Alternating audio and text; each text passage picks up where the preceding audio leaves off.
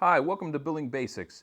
Today we're going to be talking about CPT codes and the modifiers that go along with them for billing for therapists. First of all, we're going to start with what is a CPT code? CPT stands for Current Procedural Terminology and represents the accepted code for billing a particular service to most insurance companies, and that includes Medicaid. We have only a handful of codes that we really need to worry about to get started billing for our services. There's a few more advanced codes for things like crisis intervention or therapy without patient present, but today we're just going to start with a few of the basic codes that can get you started with your billing.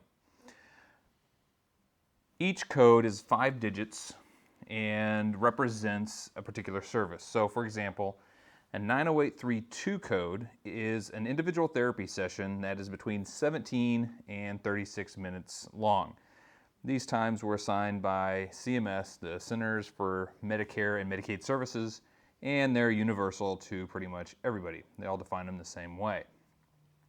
So 90832 is basically a half session, a half-hour session, but you see there's a range there.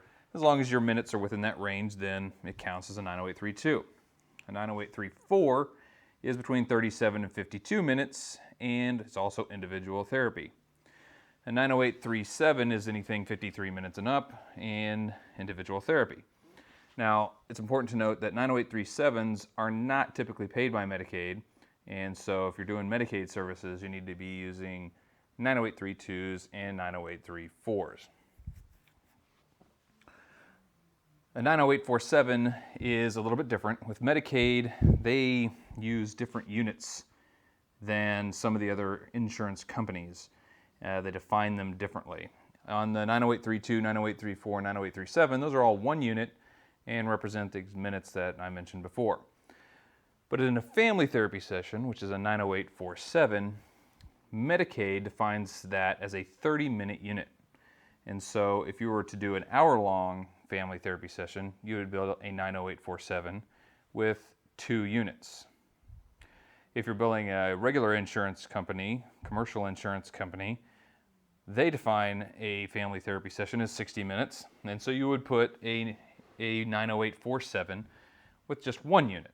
So that can get a little bit complicated if you have, say, a client that has a commercial insurance as primary insurance, but then they have Medicaid as their secondary insurance, because when you do the secondary billing, it might goose some things up when it comes to units. So just be cautious when you're billing these things, because sometimes you have to make a little bit of a change to make sure that the units come out correctly based on who you're billing. The codes stay the same, the CPT code's the same, but the number of units can be different.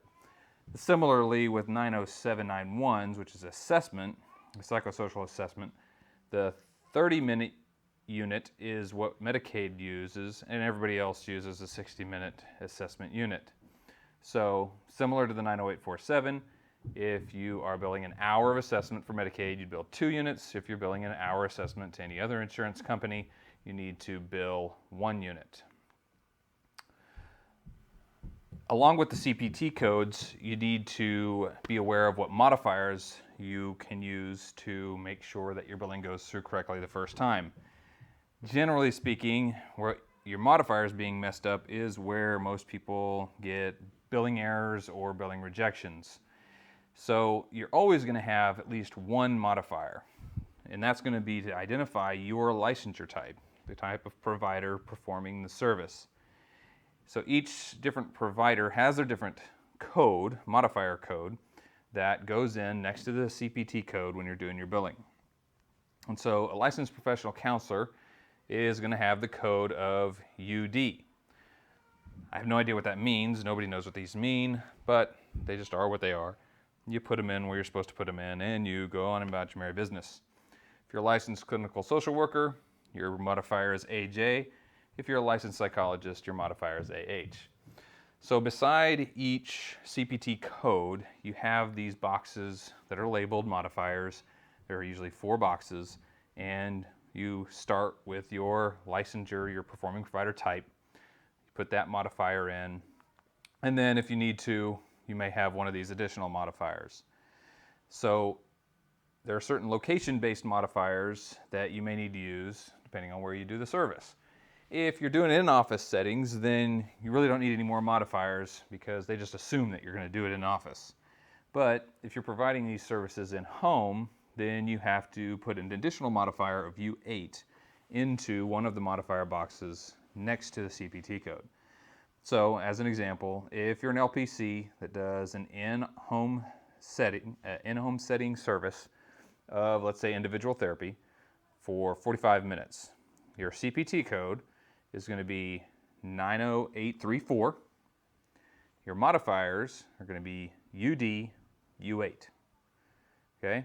And so if you're a social worker, the UD or the U8 would be the same, but you'd change the UD to an AJ. And then for psychologists, similarly, you'd have an AH in replacement of the UD or AJ.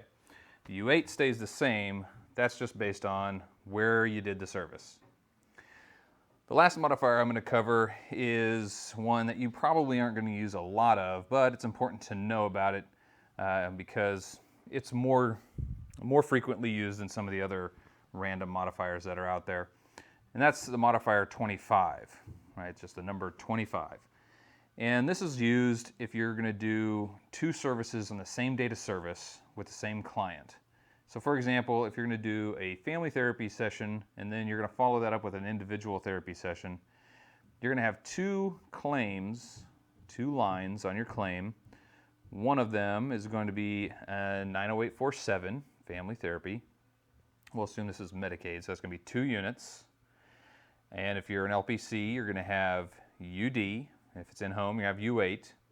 And then on the second service, the individual therapy session, then you would have 90834, and you'd have UD again, and you'd have U8 again, and then you'd also have 25 as a third modifier on that line.